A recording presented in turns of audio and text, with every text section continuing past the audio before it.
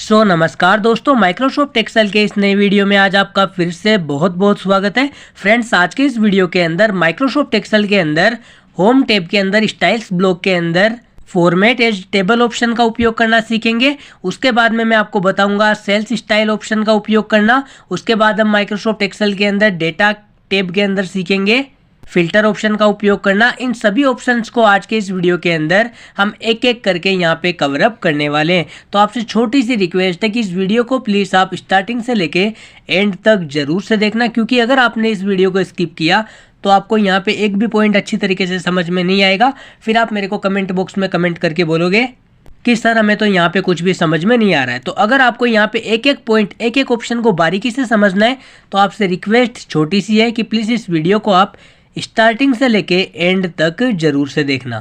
तो बिना time waste किए हुए हम इस वीडियो को सिंपली आगे बढ़ाते हैं। तो सबसे पहले फ्रेंड, हम माइक्रोसॉफ्ट एक्सेल के अंदर होम टैब के स्टाइल्स ब्लॉक के अंदर फॉर्मेट एज टेबल ऑप्शन का उपयोग करना सीखेंगे। इस ऑप्शन के अंदर क्या होता है फ्रेंड कि इस ऑप्शन की सहायता से हम किसी भी टेबल को अलग अलग कलर और डिजाइन दे सकते हैं। जैसे कि मैं यहाँ पे आपको प्रैक्टिकली बताता हूँ। मान लो ये टेबल है ना, इसके अंदर मैंने हेडिंग डाल के रखी है SR number, date, time, currency वगैरह, ये यहाँ पे हेडिंग डाल रखी है ना। अब मैं क्या करूँगा, सबसे पहले यहाँ पे क्लिक करूँगा और यहाँ से लेके इस टेबल को पूरी ऊपर तक सेलेक्ट कर लूँगा। मैंने इसको यहाँ पे सेलेक्ट कर लिया है। सेलेक्ट करने के बाद में हम क्या करेंगे, यहाँ पे देखो होम टैब है। होम टैब के स्टाइल्स ब्लॉक के अंदर जो ऑप्शन आता है ना फॉर्मेट एज टेबल ऑप्शन का, सिंपली इसके ऊपर क्लिक कर दूंगा। इसके ऊपर क्लिक करते ही यहाँ पे देखो कितने सारे कलर की यहाँ पे डिज़ाइन आ गई। अब यहाँ पे मेन्यू के अंदर देखो, यहाँ पे अलग अलग कलर और डिज़ाइन वाले स्टाइल देखने को मिलेंगे हमें। तो हम यहाँ पे क्या कर सकते हैं, किसी भी कलर का डिज़ाइन यहाँ पे सिलेक्ट कर सकते हैं। जैसे कि मान लो मुझे ये वाला सीट के ऊपर अप्लाई करना है, तो मैं इसके ऊपर यहाँ पे क्लिक करूँगा। क्लिक करते ही यहाँ पे देखो एक नई विंडो हमारे सामने ओपन हो जाएगी। इसमें ऊपर टेबल की रेंज यहाँ पे देखने को मिलती है। ये टेबल की यहाँ पे रेंज आ गई। हमारी टेबल में हेडिंग है, यहाँ पे देखो ऊपर ध्यान से देखना, यहाँ पे SR number, date, time, currency, यहाँ पे हेडिंग है। इसीलिए यहाँ पे माय टेबल हैज हेडर्स, यहाँ पे ऑटोमेटिकली राइट क्लिक आ गया है। समझ गए फ्रेंड। अब मैं क्या करूँगा, यहाँ पे ओके वाले बटन के ऊपर जैसे ही क्लिक करूँगा वो थीम यहाँ पे अप्लाई हो जाएगी। अब मान लो मुझे कोई दूसरी थीम यहाँ पे लगाना हो, है ना, तो वापस से मैं यहाँ पे जाऊँगा होम टैब के स्टाइल्स ब्लॉक के अंदर फॉर्मेट एज टेबल ऑप्शन के ऊपर, और यहाँ पे जो भी थीम मुझे लगाना हो वो थीम मैं यहाँ पे लगा सकता हूँ। ये देखो, कोई भी थीम मैं अपनी मर्जी के अकॉर्डिंग यहाँ पे लगा सकता हूँ। समझ गए। कोई भी थीम अप्लाई करनी हो बस उसके ऊपर क्लिक कर दो। और अगर हमें पहले जैसा करना हो तो Ctrl+Z के ऊपर क्लिक करके हम वापस से यहाँ पे पहले जैसा हो जाएंगे। तो आपको ये क्लियर हो गया कि फॉर्मेट एज टेबल ऑप्शन का उपयोग हम किस तरीके से कर सकते हैं। उसी प्रकार से अब मैं आपको यहाँ पे एक ज़रूरी बात और बता दूँ कि मान लो कि कोई ऐसी कंडीशन हो जिसके अंदर देखो यहाँ पे SR number, date, time, currency वगैरह जो दिख रही है, मतलब कि यहाँ पे जो हेडिंग दिख रही है, मान लो किसी टेबल के अंदर हेडिंग ही ना हो, तब क्या होगा। अब देखो इसके लिए मैंने यहाँ पे शीट 2 यहाँ पे रेडी करके रखी है, जिसके अंदर मैंने सिर्फ यहाँ पे टाइप करके रखा है डेटा। कोई हेडिंग वेडिंग यहाँ पे कुछ भी नहीं है। समझ गए फ्रेंड, हेडिंग वगैरह यहाँ पे कुछ भी नहीं है। इस कंडीशन में क्या होगा कि देखो मैं इसके ऊपर क्लिक करके इस पूरी टेबल को यहाँ पे ऊपर तक सेलेक्ट कर लेता हूँ।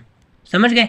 सेलेक्ट करने के बाद में वही क्या करेंगे, होम टैब के स्टाइल्स ब्लॉक के अंदर फॉर्मेट एज टेबल ऑप्शन का उपयोग करेंगे। इसके ऊपर हम क्लिक करके यहाँ पे कोई भी स्टाइल अप्लाई करेंगे। जैसे कि लाइक मान लो मैं ये वाली स्टाइल अप्लाई करता हूँ।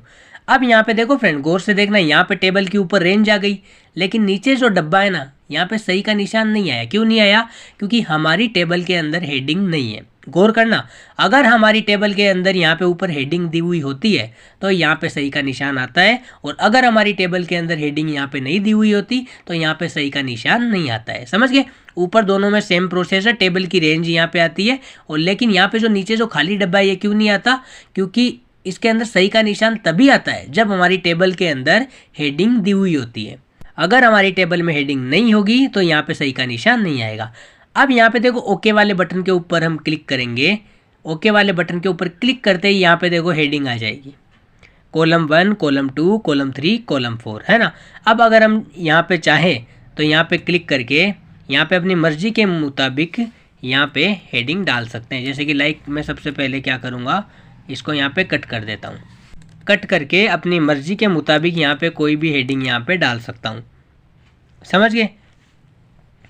फिलहाल मैं क्या करूँगा, कंट्रोल जेड के ऊपर क्लिक करके वापस इसको पहले जैसा कर देता हूँ। अब यहाँ पे देखो ये छोटे से यहाँ पे एरोज दिख रहे हैं ना, छोटे से एरो दिख रहे हैं यहाँ पे, छोटे छोटे तीर के निशान यहाँ पे दिख रहे हैं, इनको बोलते हैं ड्रॉप डाउन मेन्यू, है ना।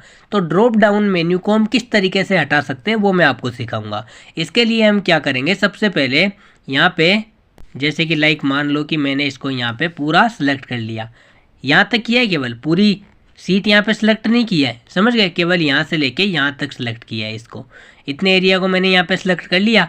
सेलेक्ट करने के बाद हम क्या करेंगे, यहाँ पे ऊपर जो टेप्स आते हैं, जितने भी टेब आ जाते हैं, तो यहाँ पे देखो डेटा टेब है ना, तो डेटा टेब के ऊपर हम क्लिक कर देंगे। डेटा टेब के अंदर सॉफ्ट एंड फिल्टर का एक यहाँ पे ब्लॉक देखने को मिलेगा, इस ब्लॉक के अंदर हमें जाना है और यहाँ पे जो फिल्टर का ऑप्शन देखने को मिलता है, फिल्टर का एक नया फीचर यहाँ पे देखने को मिलता है, इसके ऊपर जैसे ही हम क्लिक करेंगे तो यहाँ पे देखो ये हट जाएगा। वापस से फिल्टर पे क्लिक करेंगे फिर से आ जाएगा।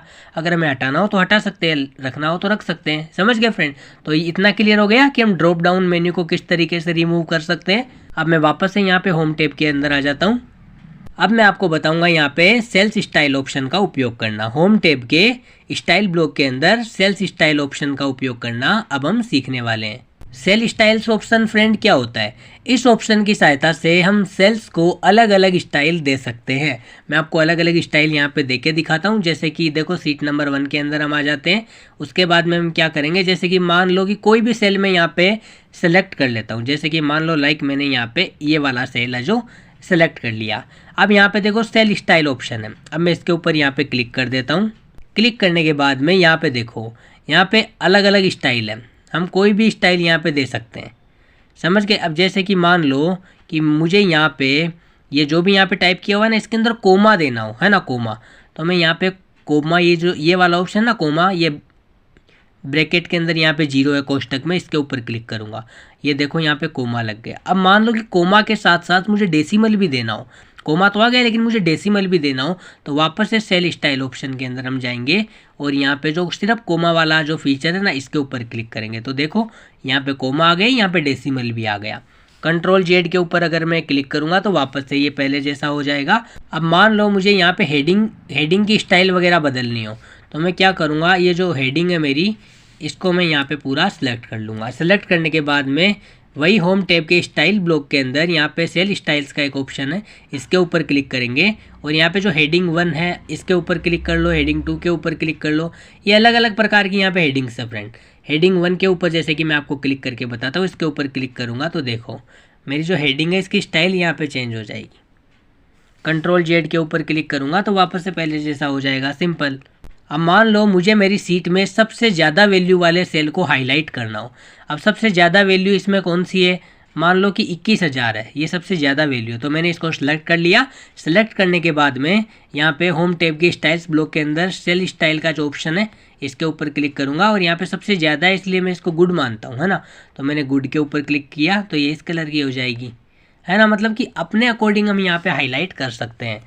तो आज के इस वीडियो के अंदर मैंने आपको टोटल 3 ऑप्शन कवर अप करवाए हैं। पहला ऑप्शन करवाया मैंने फॉर्मेट एज टेबल ऑप्शन को क्लियर। इस ऑप्शन के अंदर क्या होता है, इस ऑप्शन की सहायता से हम किसी भी टेबल को अलग अलग कलर और डिजाइन दे सकते हैं। क्लियर हो गया। उसके बाद में मैंने आपको कराया कि डेटा टेब के अंदर फिल्टर ऑप्शन का उपयोग करना। इस ऑप्शन की सहायता से हम अपनी सीट के अंदर जितने भी ड्रॉप डाउन मेन्यूज है उनको हटा सकते हैं सिलेक्ट करके। क्लियर हो गया। उसके बाद में मैंने आपको बताया होम टैब के अंदर स्टाइल्स ब्लॉक के अंदर सेल्स स्टाइल ऑप्शन का उपयोग करना। इसके अंदर होते है कि अलग अलग स्टाइल दे सकते हैं किसी भी सेल को। समझ गए। इसके ऊपर क्लिक करेंगे तो कई सारी स्टाइल्स आ जाती है, कोई भी स्टाइल हम दे सकते हैं अपने अकॉर्डिंग। समझ गए फ्रेंड। तो आशा करता हूँ फ्रेंड्स कि आज का ये वीडियो बहुत ही इंटरेस्टिंग वीडियो रहा होगा, आपको बहुत ही अच्छा लगा होगा। अगर ये वीडियो आपको पसंद आया हो, अच्छा लगा हो, तो आपसे छोटी सी रिक्वेस्ट है, प्लीज़ इस वीडियो को आप लाइक कर दीजिए। और हमारे यूट्यूब चैनल के ऊपर अभी आप नए हो तो जल्दी से आप हमारे यूट्यूब चैनल को सब्सक्राइब करके साइड में जो बेल आइकन है उसके ऊपर क्लिक कर देना, ताकि जब भी मैं कोई नया वीडियो लेके आऊँ तो उसका नोटिफिकेशन सबसे पहले फ्रेंड्स आपको मिल सके।